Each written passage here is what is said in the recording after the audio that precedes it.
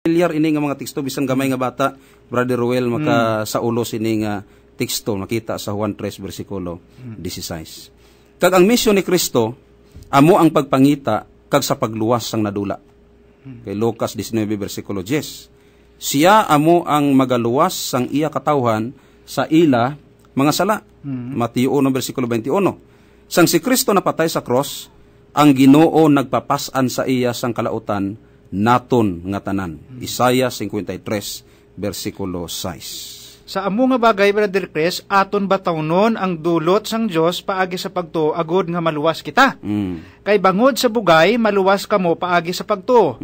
Kag ini indi inyo kaugalingon nga buhat, ini amo ang dulot sang Dios para sa aton. Episodo 2:8. Ginhambala ni Pablo ang manugbantay sang bilangguan nga magtuo agod maluwas. Amula na kasimple, Brother Ruel. Magtuo agud maluwas. Anong ginhambal ni San Pablo? Santiago sa Binuhatan 16 versikulo 31, magtuo kay Ginoong Hesus kag maluwas ka. Ikaw kag ang imo panimalay. So hindi ini pagtuo nga walay binuhatan. Kaya nga Brother Ruel, sunod pa sa balaan nga kasulatan, ang pagtuo nga walay binuhatan ginatawag ini nga patay nga pagtuo. So, Brother Chris, may pamangkot dire. Tisan, ano bala nga tinion nga kita magpalapit sa Diyos? So, siling dire sa ikaduhang Korinto 6:2, karon amo ang tion nga naputan, yari karon amo ang tion sang kaluwasan.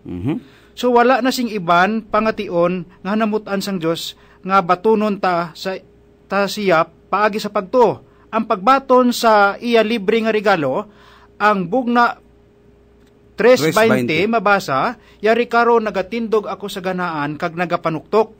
Kung ang bisan sinong magpamati sa akong tingog, kag magbukas ang ganaan, magasulod ako sa iya, kag magapanihapon kaupod niya, kag siya mangin kaupod kuman. So isa ka istorya, katapusan nga ilustrasyon, Brother Roel, nga akon nga i-share sa aton mga abyan, sa mga manugpalamatin aton. Isa ka istorya sang isa ka pintor nga nagdrawing sa isa ka pultahan nga may nagapanuktok nga amo si Kristo. Ginsaway siya sang isa ka pintor bangod kay ang iya gindrawing nga pultahan wala sing durnab. Wow, no? Daw kaladlawan isa ka pultahan si Kristo nagpanuktok pang wala durnab. Ginhambalan niya ang nagsaway sa iya wala ko ini ginbutangan sang durnab. Kay ang durnab sini ato sa sulod. Hindi si Kristo amo ang magbukas kundi ang tawo nga ato sa sulod. Kung amo, Brother Chris, si Kristo madugay nagapanukto sa aton tagsa-tagsa nga tagipuson. Matuod na. Siya nagapanawag nga buksan siya, agod siya magasulod sa aton tagipuson. Hindi magsulod si Kristo sa aton kabuhi mga kaabyanan, kung hindi kita amo ang magbukas ang aton tagipuson. Kung buksan ta ang aton mga tagipuson, siguro ang kabuhi ta. Ang nakabaton sa anak may kabuhi, ang wala makabaton sa anak walay kabuhi. Ini ginasulat ko sa inyo nga nagatuo sa ngalan sang anak sang Dios agud nga mahibuluan ninyo nga nakabaton kamo sang kabuhi nga walay katapusan. Unang Juan 5 versikulo 12 kag 13. Mangin kaanak kita sang Dios kun batunon ta siya paagi sa pagtuo.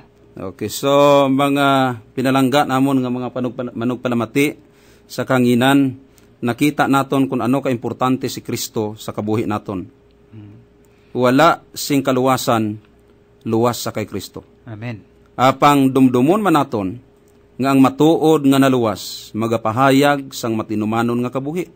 Isa ka bag-o nga kabuhi kay Kristo. Madamo gid nga salamat.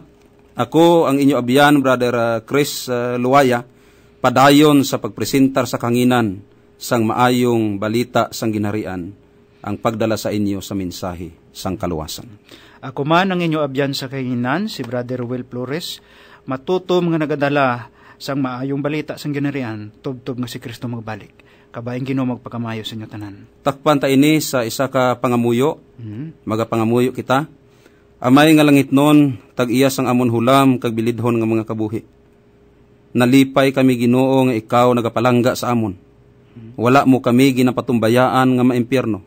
Ginhimo mo ang imo masarangan. Bisan pa ang pagpakamatay sa cross, agod nga kami makaangkon sang kabuhing dayon. Lig-o na kami Ginoo agud nga mahimo namon ang imo kabubuton. Patawara kami sang amon mga kalapasan sa bilidhon kag hamili nga pangalan ni Hesus nga amon manluluwas. Amen.